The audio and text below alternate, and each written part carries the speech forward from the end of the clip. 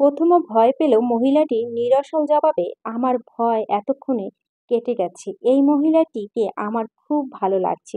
কি সুন্দর চমৎকার তার ব্যবহার। শুনছি তার নাকি একটা ছেলেও আছে। আমার কোনো বোন থাকলে তার ছেলের সাথে বিয়ে দিয়ে আমি বিন্দুমাত্র অনীহা করতাম না। এত মজাদার নরম মনের শাশুড়ি সবার জোটা দরকার। তিনি আমার জবাবে অপেক্ষায় আছেন। আমি লম্বা একটা হাসি দিয়ে বললাম, আসলে একটু মাথাটা চুলকিয়ে আমি হাতে ইশারায় রুমের ভিতর ওই সে সুন্দরী আপুটি শুয়ে আছে একই রকম ভাবে তাকে দেখতে ভেতরে যাচ্ছিলাম। বিয়েতে তো তাকে দেখি নাই, এখানে এসো দেখলাম না, হঠাৎ দেখলাম, তাই ভাবলাম ভিতরে যাই, পরিচিত হয়ে আসি। কিন্তু আপু একই ভঙ্গিতে শুয়ে আছেন কেন? সে কি আমাদের কথাবার্তা শুনতে পায় না? আমার সামনে থাকা মহিলাটির চোখ ছলছল, মনে হচ্ছে তার একটু হলে কান্না করে ফেলবে। মহিলাটি আমার বাহুতে হাত বুলিয়ে রুমের ভিতর চলে গেলেন। আমিও তার পিছু পিছু ভেতরে গেলাম। মহিলাটি যা বললেন তাতে আমার ভিতরে খুবই কষ্ট অনুভব হলো। বলল, আমার মেয়ে রিয়া, ওর অ্যাক্সিডেন্ট হয়েছে, তারপর থেকে প্যারালাইজ এবং কথাবার্তা চলাফেরায় কিছুই করতে পারে না। বলতে পারো এক প্রকার নিমজ্জিত প্রাণী সে, শুধুমাত্র চোখে দেখতে পায়, শুনতে পায়, কিন্তু শারীরিক দিক থেকে প্রতিক্রিয়া করতে পারে না। তাই তুমি তাকে একই ভঙ্গিমায় তাকিয়ে থাকতে দেখছো, অথচ সে আমাদের প্রতিটা কথাই শুনছে। আপুটির চোখ থেকে জল গড়িয়ে পড়ছে। আমি তা দেখেই খুব আশ্চর্য হয়ে গেলাম। তার কথা মানে আমাদের সব কথাবার্তা সে শুনছে। নিজেও এই অবস্থায় সে কত কষ্ট পায়। সন্তান হয়ে মায়ের এমন আহাজারির কথা শুনছে, অথচ বলতে পারছে না, ডাকতে পারছে না, সাধারণ মানুষের মতো চলতে পারছে না। কত না কষ্ট হলে মানুষের চোখ দিয়ে বেঁচে থাকা অস্তিত্ব প্রকাশ করে। আমি আপুটির কাছে এগিয়ে গেলাম, তার বিছানায় বসলাম। হঠাৎ করে মন চাইলো আমিও অদ্ভুত একটা কাজ করে বসলাম। তার মাথায় হাত বুলিয়ে দিলাম। দিতে দিতে বললাম, আল্লাহ তোমাকে খুব তাড়াতাড়ি সুস্থ করে দিবে। আপনারও বিয়ে হবে, বাচ্চা হবে, নর্মাল মানুষের মতো জীবনযাপন করবেন। কথাটা বলা শেষ, আমি একটু অবাক হলাম। তার চোখের জলে পানি আরো বেশি পড়ছে। ইস, মনে অজান্তে কি আমি তাকে কষ্ট দিয়ে ফেললাম। কিন্তু আমি কি খুবই খারাপ কিছু বলছি? মাঝে মাঝে মন চায় জিহ্বাটাকে কেটে ফেলতে। কেন যে বকবক করি। আমার এই কথাটা আন্টি শোনে নেন। সে তার কাজকর্মে ব্যস্ত। আমার মনটা এমনিতেই খারাপ। এখানেও এই দৃশ্যটা দেখে আরো খারাপ হয়ে গেল। আমি উঠে দাঁড়ালাম, আন্টিকে বিদায় জানিয়ে রুম থেকে বের হয়ে গেলাম। আমি হাসছি, গন্তব্য এখানে থাকতে দেওয়া, নিজের রুমে যাব। সময় তো কম হলো না, তার উপরে কিছু একটা ক্লান্ত আমি। ঘড়ির কাঁটা না হলেও 10:30টার উপরে। আমি পড়েছি একটু দ্বিধাদ্বন্দ্বে, কারণ এত বড় বাড়িতে আমি ভুলে গেছি কোনটা আমাদের দেওয়া রুম। এখন তো নিচে কেউ নেই যে বলবো আমাকে আমার রুমটাতে নিয়ে আসো। মুন্তাহা আপুকেও দেখছি না। দুলাভাই এসে সে যে গেল আর আসলো না। আমার ভাইয়া আর নাজিম ভাইয়া যে কোথায় উদয় হলো আল্লাহ মালুম। অবশেষে আমি নিজেকেই নিজের রুম খুঁজে বের করলাম। এই বাড়ির পশ্চিম দিকে একটা গেস্ট রুম আমাকে থাকতে দিয়েছে। আমি ওই দিকে এগিয়ে গেলাম। ঘুরতে ঘুরতে একটা রুমের ভিতর উকি দিলাম, অনেকটা আমাকে দেওয়া রুমের মতোই। আমি খুব খুশি হয়ে গেলাম। ধেই ধেই করে রুমের ভিতরে প্রবেশ করলাম। ইস, কত ক্লান্তি লাগছে। দরজাটা আবজানো রেখেই আমি বিছানার উপরে শুয়ে পড়লাম। মিনিট পাঁচেক একই রকম ভাবে শুয়ে আছি। গায়ে ওড়নাটা পাশে রেখে আমি বিছানাটা ঠিক করছি। বিছানা ঠিক করে আমার আনা কাপড় চোপড় চেঞ্জ করে ফ্রেশ হয়ে নিব। বিছানার পাশেই তো কাপড় চোপড় রাখছি। ইরে, আমার কাপড় চোপড় কোথায়? আমার মোবাইলও তো নেই। এখানেই তো চার্জ দিয়ে রেখেছিলাম। আমার কপালে ভাঁজ পড়ে গেল। খুঁজতে শুরু করলাম। মাজায় হাত দিয়ে দাঁড়িয়ে আছি, ক্লান্ত হয়ে গেছি। তবে কি ভুল রুমে এসে পড়লাম? হঠাৎ একে ধপাধপ করে দরজা একটু জোরেই খুলে ভিতরে প্রবেশ করলো। আচমকা শব্দে আমি কেঁপে উঠলাম, লাফিয়ে উঠলাম। পায়ে খাটে ধাক্কা লেগেছে। বিছানায় বসে পড়লাম, ওড়নাটা গায়ে পেঁচিয়ে। কে আসছে সেদিকে তাকিয়ে জীবনের সবচেয়ে বড় 440 ভোল্টেজ কারেন্টের শর্ট খেলাম। মানে কি, এ জীবনে আমি কি কখনোই শান্তিতে থাকতে পারবো না? না, মনে হয় না। আমার সামনে দাঁড়িয়ে আছে রুদ্র রায়হান, মানে সে অসভ্য সাইকোটা। আমার চোখগুলো যেন তার কোটের থেকে বেরিয়ে আসতে চাই। সেও আমার দিকে চোখ বড় বড় করে তাকিয়ে আছে। তবে কি সে আশ্চর্য হলো নাকি? আজ কি সে ইচ্ছাকৃতভাবে এখানে আসছে নাকি? তবে উনি এখানে কেন? আমি দ্রুত দাঁড়িয়ে গেলাম। তোতলাতে তোতলাতে বললাম, আপনি আবারও? উনি আমার দিকে এগিয়ে এলো। বলল, বেলা, সত্যিই কি তুমি? আমার রুমে তুমি কি করছো? তুমি আমাদের বাড়িতে কি করছো? এটা নিশ্চয় আমার ভ্রম নয়। এখন আর আমাদের সময় আসবে না আর। আমি তোমাকে বলতে পারবো না মনের কথাগুলো, বলতে পারবো না। বেলা, শুনছো? তবে এখন কোন সময়ে অদ্ভুত দেখা তুমি আমার সাথে করতে এসেছো। এতক্ষণে আমার অবাক হওয়ার ঠিকানা অষ্টম আকাশে উঠে গেছে। বলে কি, এটা তার রুম? সে কে? তবে কি তিনি এই বাড়ির কেউ? তার সাথে কোনো তালমিল এই বাড়ির সঙ্গে আছে? এটা আপনার রুম? মিথ্যা কথা বলার জায়গা পান না। অন্যদিকে আমি আপনাকে ভয় পেতাম, তবে আর পাই না। কিন্তু আমি এখন চিৎকার দেব। ভাইয়া আর নাজিম ভাইয়া আছে। আপনার কথা তারা জানে। আজ হাতে নাতে ধরবে। শয়তান মার্কা বেটা মানুষ কোথাকার। রুদ্র হো হো করে হেসে উঠল। তার বেলা সরলতার, অথচ এই বেলা তার নয়। বুকটা কেঁপে উঠল রুদ্র। রুদ্র কিছু বলার আগেই মন্তাহা এই রুমে ঢুকলো। চমকে ওঠার সাথে সাথে বলল, ভাইয়া আপনি এসেছেন? আরে ঝিনুক, তুই এই রুমে কেন? তুই কি ভাইয়াকে চিনিস নাকি? মুন্থা আপু, এই শয়তান মার্কা ব্যাটাকে চিনি। আমি অবাক হয়ে বললাম, তুমি কি এই লোকটাকে চিনো? মুনতাহা, হ্যাঁ, চিনব না কেন? উনি আমার ফুপু শাশুড়ির ছেলে, রুদ্ররাহান খান, আমার ফুফাতো দেবর। আমার যেন দম আটকে আসছে। কিছু বলবো, কি বলবো, গলাতে তো কথা আটকে আছে মাছের কাঁটার মতো। মুনতাহা, ভাইয়া আপনি ফ্রেশ হন, আমি খাবার দিচ্ছি। এই ঝিনুক, চল এখান থেকে, তোর রুমে চল। রুদ্র, আমি খাবো না, খেয়ে এসেছি, কষ্ট করার প্রয়োজন নেই। রুদ্রের দিকে একধানে তাকিয়ে আছি। আমি হিসাব মিলাতে লাগলাম। কেমনে কি? এখন কি করব? সবই তো তাল মাতাল হয়ে গেছে। এ কথা বলতে কেউ বিশ্বাস করবে?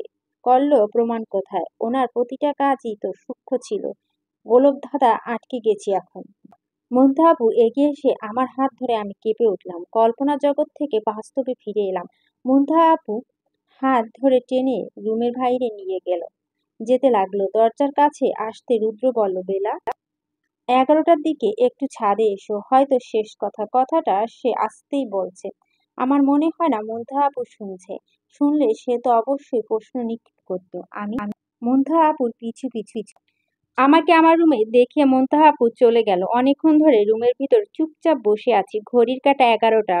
বারবার ঘড়ির দিকে তাকাচ্ছি। কি করব, কি করব দ্বিধাদ্বন্দ্বে এমনভাবে জড়িয়ে গেছি, নিজে কোনো সিদ্ধান্ত নিতে পারছি না। রুদ্র ঠিক 11টা ছাদে যেতে বলেছে। আমার কি যাওয়া উচিত? মনে বলছে না যেতে, কিন্তু মস্তিষ্ক বলছে একবার যাওয়া উচিত। শেষ কথা। কি এমন শেষ কথা? তবে সে কি আমার পিছু নেওয়া ছেড়ে দিবে, নাকি এখানেও তার অন্য কোনো চাল আছে? কি যে করি, মন যা চাচ্ছে নিজের মাথা চুলগুলো নিজেই টেনে ছিঁড়ে ফেলি। মাথাটা করা কর্মকাণ্ড শুরু করা পর্যন্ত ভন ভন করছে। এমন কি দরকার ছিল আমার লাইফে তার বেলা বেলা করে আগমন করতে?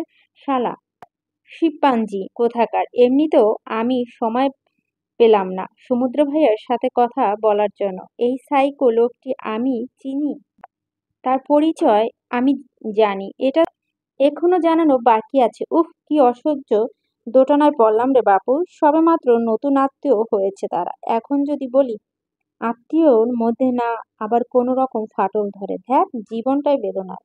তাছাড়া সবচেয়ে বড় কথা, আমার মেয়ে পক্ষ আমাদের পান থেকে চুন খসলে দুনিয়াতে সবচেয়ে বড় দোষ ধরা হয়। কি করব? এখানে মুনতাহা আপুর ভবিষ্যৎও জড়িয়ে আছে। আজ এখানে এই বাড়িতে আসা কি উচিত হয়নি? এত চিন্তা ভাবনা বিভোর হয়ে আসলেম যে সময়ের কাঁটা চলতে চলতে কখন যে ঘড়ি 11:30 বেজে গেল খেয়ালই করিনি। 11টা থেকে 11:30। অবশেষে সিদ্ধান্ত নিলাম এবার যাওয়া দরকার। ভয় পেয়ে লাভ নেই, সত্যি মোকাবেলা করতেই হবে। আমার জীবনে সমুদ্র ভাইয়া ছাড়া দ্বিতীয় কোনো পুরুষ অস্তিত্ব নেই, তাকে বুঝাতে হবে। হাঁটি হাঁটি পা করে ছাদে এগিয়ে গেলাম। ছাদে উঠতেই চোখ আটকে গেল পুরুষের দিকে। সে সত্যিই সুন্দর। এমন লগ্নে যে কোনো রমণী তার মায়া পড়বে বাধ্য। তবে এই লগ্নে আমার জন্য না।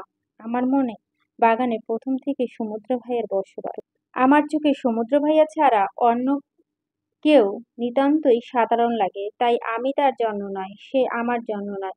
পুরুষটি গভীর দৃষ্টি থেকে আকাশের দিকে তাকিয়ে আছে, আর জ্যোৎস্নার আলো তার মুখে মণ্ডলে আলোকিত করে রেখেছে। এতেই ভাবুক পুরুষটি ভাবুকতা আরো দ্বিগুণ ফুটে তুলছে। আমি ধীরস্থির পায়ে হেঁটে রুদ্রর দিকে এগিয়ে যাচ্ছি। বেশ কিছু দূরত্ব আমাদের মাঝে। এর মধ্যে রুদ্র পিছনে না তাকিয়ে বলল, বেলা, এত ভয় পাও আমাকে কেন? আমাদের তো আর সময় মিলল না। সময় ফুরিয়েছে সেই কখন। লগ্ন কেটেছে আরো এক ধাপ। মন ও মস্তিষ্ক যুদ্ধ শেষে তোমার আগমন।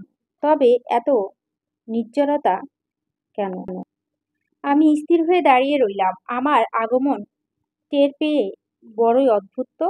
দৃষ্টি সামনে আকাশে চাঁদের দিকে, অথচ আমার আগমন এত হৃদয় বিদারক কথা। ধ্রুব, বেলা, শুনছো? আমাকে নিয়ে এত ভেবো না। তুমি সত্যি সমুদ্রের চাঁদের আলো। আমি মনে হয় বামন হয়ে চাঁদে হাত বাড়িয়েছি, তাই না? একটু কাপা গভীর কণ্ঠ। আপনি এগুলো বলার জন্য আমাকে ডেকেছেন? আমার আপনাকে কিছু বলার আছে, মিস্টার রুদ্রনারায়ণ খান। এবার রুদ্র নায়ক পুরুষটি আমার দিকে ঘুরে তাকালো, মুখে মলিন একটি হাসি। বলল, আমি জানি বেলা তুমি কি বলবে। তোমাকে বলতে হবে না। আমি তোমার না বলা কথাগুলো না হয় সাদরে গ্রহণ করলাম। জানি আমার আশেপাশে আসাটাও তুমি মেনে নিতে পারবে না। তো চলো একটু দোলনাটা বসে আসো। দূরত্ব বজায় রেখে বসবো। বলছি তো, শেষ কথা, শেষ মুহূর্ত, শেষ স্মৃতি, তা একটু সুন্দর অভিজ্ঞতা হয়ে থাক না, শেষ হোক। আমি একটা জোরপূর্বক ভাবে হাসি দিলাম। জানি না কথায় কি ছিল। আমি দোলনাটার এক কোনায় বসলাম। আমাদের মাঝে 2 থেকে 3 হাত দূরত্ব। বললাম, বলুন কি বলবেন রুদ্র। এত তাড়া কিসের বেলা? একটু সময় দাও। অনুভূতিগুলো বন্দি খাঁচায় বন্দি করছি। কিছু অনুভূতিগুলো জীবন্ত দাফন দিচ্ছি। কিছু অনুভূতিগুলোকে আড়ালে জলের স্রোতে ভাসিয়ে দিচ্ছি। একটু না হয় সময় দাও। বড় একটা নিঃশ্বাস ছাড়লাম। রুদ্রনারায়ণ জানেন, জীবনে সব মানুষের প্রেম পড়া উচিত নয়। প্রেমের মানুষ পড়তে পারে, ভালো লাগতেই পারে। তাই বলে না জানে ভালোবাসা উচিত নয়। আপনার কর্ম, আপনার ফ্যামিলি, আপনি সবকিছু সত্যি অন্যরকম। তবে আমি সমুদ্র ভাইয়াকে ভালোবাসি।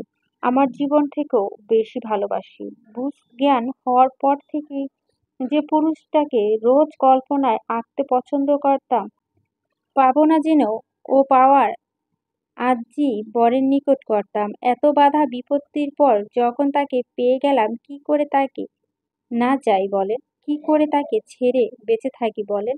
আমার অস্তিত্ব যার থেকে শুরু, আমি তাকেই বিলিয়ে দিতে চাই। সেকেন্ড 10 থেমে।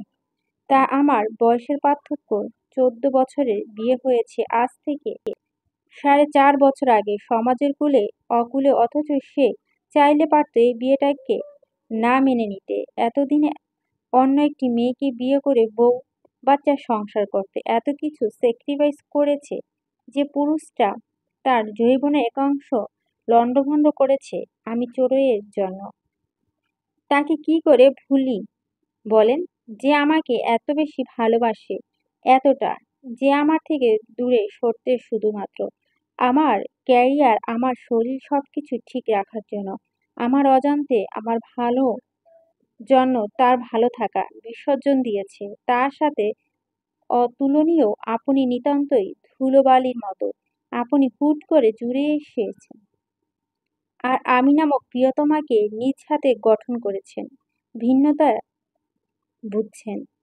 এই যে আপনার এত ব্যথা হৃদয় মাজারে, এত ঝড় বৃষ্টি, একতরফা ভালোবাসা, হৃদয় বিদারক যন্ত্রণা আমাকে একটুও কষ্ট দিচ্ছে না। সত্যি বলছি, একটুও না। অথচ এগুলো আপনি আমার জন্যই অনুভব করছেন। উল্টো আমি চাচ্ছি আপনি আমার জীবন থেকে সরে দাঁড়ান। আপনি নামক অস্তিত্ব আমার আর সমুদ্র ভাইয়ার জীবনে না থাকুক। যেমন করে ডায়েরির একটা পাতাকে ছিঁড়ে ফেললেও সেটা হারিয়ে যায়, ঠিক সেভাবে রুদ্র হো হো করে হেসে উঠল। তবে এই হাসি অন্যবারের চেয়ে সত্যি ভিন্ন। আমি তার দিকে তাকালাম, চোখে চোখ, আর চোখ ছলছল করছে। বলল, সেই পাতাটা তো হারিয়ে যায়, কিন্তু ছিঁড়ে যাওয়া সেই দাগগুলো কি করে মুছবে বেলা? তুমি না চাইলেও তোমার জীবনের স্মৃতি খুবই ছোট একটা অংশ হয়ে আমি আছি। এই সত্য কি সত্যি মুছে ফেলা যায়? এটা ঠিক, আমাদের সময় কখনোই আসে নাই। প্রতিবারই এই সময়টা ছিল না ছুঁয়ে দেখার মতো পবিত্র। আমাদের একটা গল্প হতে পারত, কিন্তু সৃষ্টিনীলা খেলা বড়ই অদ্ভুত। গল্প হয়ে হলো না। তবে ভয় পেও না বেলা, আমি সময় করে আর আসবো না। আমি আর বসে থাকবো না। রুদ্র রায়হানকে যতটা খারাপ ভেবেছিলে সে ততটাও নয়। ভালোই হয়েছে, সে বুদ্ধিমানের কাজ করেছে। ভালোবাসা দুজনের মর্জি থাকা আবশ্যক। জোর করে আর যাই হোক ভালোবাসা হয় না। এতক্ষণে মনে তিক্ত কথা রুদ্রকে বলতে চেয়েছিল, বলে ফেলেছি। এখন আর কোনো কথা আসছে না বলে মনে হয়। দাঁড়িয়ে গেলাম, বললাম, প্রতিটা মানুষের জীবনে কেউ না কেউ আসে। আপনার জন্য উত্তম কেউ আসবে। একটু না হয় অপেক্ষা করেন। আমার সময় ভুল মানুষের প্রেমে পড়ি, কিন্তু মন মস্তিষ্ক উভয় ভালোবাসে সঠিক মানুষকে। আমার জন্য যেমন সমুদ্র ভাইয়া সঠিক, আর আমি তার জন্য। আপনার জন্য কেউ আসবে। আর হ্যাঁ, আমি একথাও আপনার কথা সমুদ্র ভাইয়াকে জানাবো না। আমি আশা করি মন্থা আপুর জীবনে এই চরিত্রের জন্য কোনো প্রভাব পড়বে না। আর হ্যাঁ, কিছু জিনিস আড়াল থাকা সুন্দর। আমি পা বাড়ালাম, দুয়েক কদম হাঁটতে রুদ্র বলল, বেলা শুনছো? আমি থমকে দাঁড়ালাম। এই গল্পটা আমাদের নয়, এ সময়টুকু ও আমাদের নয়, তবে এই লগ্নটুকু আমাদের। ধন্যবাদ তোমাকে আমার অতিপ্ত একটিত্ব মেটানোর জন্য, আমার সাথে বিহরে এক জোছনা রাতে কিছু একটা লগ্ন কাটানোর জন্য। ভালো থেকো। অবশ্য সমুদ্র তোমাকে ভালো রাখবে আমি জানি, তবে আমাদের আর দেখা হওয়ার সম্ভাবনা নেই। তাই তুমি আমাকে নিয়ে চিন্তা করো না। আমি মন্থার জীবনে এসবের জন্য কোনো প্রভাবই ফেলব না। এতটাও খারাপ না আমি। তবে বেলা, সত্যি ভবিষ্যতে কোনো এক লগ্নে দেখা হয়, আবারও এক মিষ্টি সাক্ষাৎকারের অপেক্ষায় থাকবো। ভালো থেকো। এই গল্পটা সত্যি আপনার আর আমার নয়, রুদ্র রায়হান খান। গল্পটা আমাদের, আমার আর সমুদ্রের। সমুদ্র রংমহলে, সমুদ্রের চড়ুই বই। সময়টাও প্রকৃতি ও এবার আমাদের পক্ষে। তবে আমি আল্লাহর নিকট দোয়া করব আপনার গল্প আর সময়টা যেন খুব তাড়াতাড়ি আসে। ভালো থাকবেন। আমি বলেই ছাদ থেকে চলে এলাম। রুদ্র আবারও খোলা আকাশের দিকে তাকালো, সাথে সাথেই চোখজোড়া থেকে জল পড়ল। মনে মনে বলল, গল্পের অংশ ছিলাম, হয়তো সারা জীবনই থাকবো। ভালো থেকো বেলা। এই নামটা আর ডাকা হবে না, তোমাকে রোজ করে দেখা হবে না, তবু তুমি আমার মনে শুদ্ধতম ভালোবাসার এক অংশে থাকবে। ভালো থেকো। এই গল্পে সমুদ্রের চড়ুই গুনগুনিয়ে গান ধরল, আমাদের গল্পগুলো অল্প সময় পথ হারালো, বিছানায় এসে গায়ে দিয়েছে। মনে এক অদ্ভুত শান্তি লাগছে। তবে যতই শক্ত কথা বলি না কেন, সত্যি আমার রুদ্রের জন্য খারাপ লাগছে। পৃথিবীতে এত মেয়ে থাকতে আমি ভাঙা শামুকে পা কাটতে হয়েছে তার। উফ, এই মানুষের মনেগুলো বড় অদ্ভুত। না পাওয়ার জিনিসের প্রতি ঝোঁক থাকে বেশি। বেশ কিছুক্ষণ বিছানায় শুয়ে আছি, ঘুম আসছে না। হঠাৎ করে মোবাইলটা বেজে উঠল। আমি আড়মোড় দিয়ে মোবাইলটা হাত দিলাম। হাত দিতেই চমকে উঠলাম। রাত প্রায় 12:30টার দিক। সমুদ্র ভাই আমাকে কল দিয়েছে, তাও ভিডিও দেখতে দেখতে। একবার কল বেজে কেটেও গেল। আমি রুমের লাইটটা অন করতে আবারও কল এলো। আমি দ্রুত কল রিসিভ করলাম। এবার আর সেভাবে মতো বিসমিল্লা বললাম না, উল্টো মোবাইল ফোন রিংটোন বাজার সাথে সাথে ধরতে পেরেছি বলে আলহামদুলিল্লাহ বলে উঠলাম। সমুদ্র ভাইয়া আমার দিকে চোখ নিভু নিভু করে তাকিয়ে আছে। আমি জোরপূর্বক হাসি ফুটিয়ে 24 পাটি দাঁত বের করে দিলাম, বললাম, হয়েছে কি? এভাবে তাকিয়ে আছেন যে? সমুদ্র ইডিয়েট, তোকে ভিডিও কল দিয়ে কখনো সালাম পাইলাম না। সেবার বলছি বিসমিল্লাহ, এবার কি বলবি? আলহামদুলিল্লাহ। কেন? তোর আমার তৃতীয়বার বিয়ে হয়েছে নাকি তুই আমার টুইন বাচ্চার মা হয়েছিস? লোকটি বলে কি, হায় আল্লাহ, মুখে লাগাম নেই, ঘোড়ারও লাগাম টানা সম্ভব, কিন্তু এই শয়তান মার্কার ঠোঁট কাটা বেহায়া বেটা সম্ভব না। ঠোঁট উল্টে বললাম, আপনি আমাকে মাঝরাতে আমাকে এসব গন্ধমার্কা কথা বলার জন্য কল দিয়েছেন? লজ্জা করে না আপনার? একটুও না, এত ছোট একটা মেয়েকে গন্ধ গন্ধ পচা পচা কথা শোনাতে। সমুদ্র ভাইয়া হো হো করে হেসে উঠল, বলল, বিয়ে করে বউ পাশে নেই, ঘুম আসবে কি করে? চোরে, তুই আজ ওই বাড়িতে আমাকে না জানিয়ে কেন গিয়েছিস? আমি কিন্তু রাগ করেছি। আমি আপনাকে বলার জন্য আপনার পাশে ঘুরঘুর করছিলাম, আপনি আমার কোনো কথা শুনলেন না, উল্টো ল্যাপটপ আর ফাইল নিয়ে চলে গেলেন। আমি রাগ করবেন কেন? আমি করব। আমি এই কয়েকদিনে আপনার সাথে কথা বলার জন্য কতখানি ছটফট করেছি জানেন? কান্নামাখা কণ্ঠ বললাম, গলা কাটা মুরগির মতো ছটফট করছি। আপনার তো আমার প্রতি খেয়ালই নেই। এত পাষাণ হৃদয় আপনি। সমুদ্র, জোরে, আচ্ছা সরি, কিন্তু খবরদার আমাকে ইমোশনাল ব্ল্যাকমেল করবি না।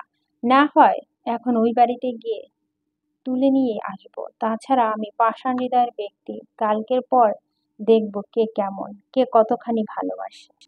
আমার ভুরু কুঁচকে গেল। উনি কি বলতে চাইলেন? কালকের পর মানে? কিছু জিজ্ঞাসা করবো আর আগে সমুদ্র ভাইয়া বলে, চলে, অনেক রাত হয়েছে, ওই বাড়িতে কোনো সমস্যা হয়েছে, এমন কিছু ঘটেছে যা আমার জানা একান্তই প্রয়োজন। আমি একটু থমকে গেলাম। সমুদ্র ভাইয়া কি কোনো কিছু আঁচ করতে পেরেছে নাকি সবকিছুই জানে? যদি জানতেন আমাকে আগেই বলতেন। শাহিন ভাইয়া ও নাজিম ভাইয়াও বলতো। নিশ্চয় জানে না। যাই হোক, তাকে আর নাজিম জানিয়ে পেরেশানিতে দেখানো যায় না। এমনিতে সে কতটা ব্যস্ত থাকে রাজনীতি নিয়ে, সবে এত বড় একটা বিপদ থেকে উঠলো, আর আরেক ঝামেলা বাঁধানোর প্রয়োজন নেই। তাই এমনিতেই আমার ক্ষুদ্র থেকে ক্ষুদ্রতর জিনিসের সমস্যা সিরিয়াস হয়ে উঠল। তাছাড়া আমি রুদ্রের সাথে খোলামেলা আলোচনা করছি, আশা করি সে আর আমাদের জীবন দখল নেবে না। তাছাড়াও নতুন আত্মীয় জেনেও বুঝে সমস্যা আনতে চাই না, তাই ঘটনাটা আড়াল করে বললাম, না, কোনো সমস্যা নেই, এই বাড়ির লোকজন খুবই ভালো, আমার অনেকটা লাকি সমুদ্র ভাইয়া, মন্ধা আপুর ভাগ্য এমন শ্বশুর বাড়ি পেয়েছে। আর হ্যাঁ হ্যাঁ, আমরা কাল সকাল সকালই আমাদের বাড়িতে চলে আসবো। সমুদ্র ভাই একটি স্মুথ মুচকি হাসি দিল। ইস, কি সাংঘাতিক হাসতে! আমি ক্রাশ খেয়েছি। আমি মনে হয় প্রথম নারী যে তার স্বামীর হাসিতে ক্রাশ খেয়েছে। সমুদ্র, কাল তো আসবি, তাই না? অনেক রাত হয়েছে, চড়ুই, ঘুমিয়ে পড়। ফোনে স্ক্রিনে টপাটপ চুমু খেয়ে নিল। Good night. বউ ছাড়া আরো এক রাত কোলবালিশের সাথে, তবে হয়তো শেষ রাত। বলি কয় কেটে দিল। সমুদ্র ভাইয়ের কাণ্ড দেখে আমার খুব হাসি পেল। মন খারাপ ছিল, মনটা ভালো হয়ে গেল। লোকটি আমার মন খারাপ ঔষধ। উম্মা। আর কথা ভাবতে ভাবতে ঘুমিয়ে গেলাম। সমুদ্র বলার শেষ কথাটা ঝিনুক কখনই বুঝতে পারল না। কাল সে ধামাকা ধার এক অধ্যায় সূচনা। প্রথম অংশে শুরু হতে যাচ্ছে নতুন অধ্যায়, নতুন মোড়।